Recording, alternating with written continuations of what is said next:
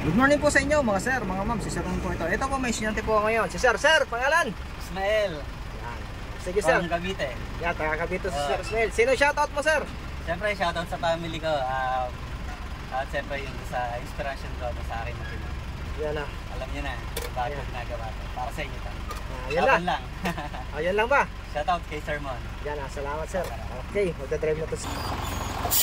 Yan na si Sir Ismael. So ito si Sir Ismael, mag-additional code, ano siya, code 3. So C.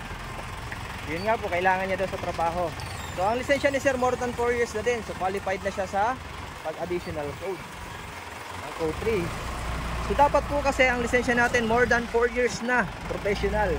Yun, lagi kong sinasabi kasi madaming nalilito.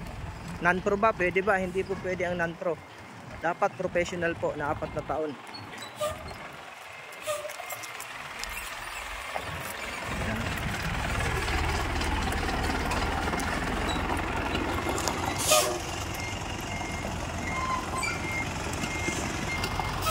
So yung mga gusto din naman dyan mag code 8, ito po yung code 8 namin. Pag may code 3 ka, at least 6 months po pwede ka na mag code 8. So simula nung naka code 3 ka, magbilang ka lang ng 6 months, pwede na yan sa code 3, 8. Ang code 3 lang talaga ang medyo matagal.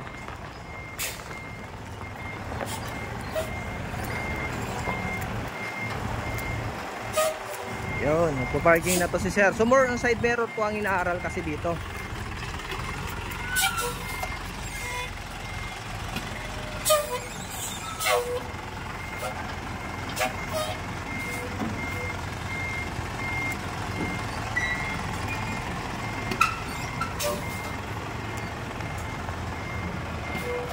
Ayos, na-practice na din ni Sir.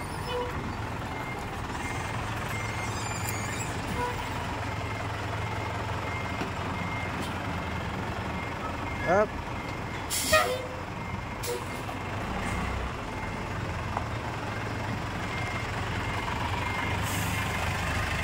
Yan, parallel parking naman sir.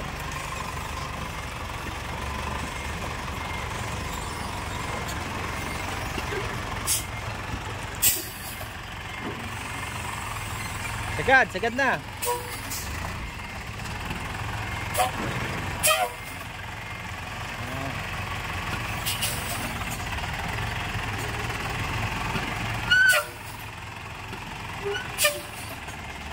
Bawi. Sagad. Sige, sagad kanan. Sige lang, kanan lang, atras. Up, brake.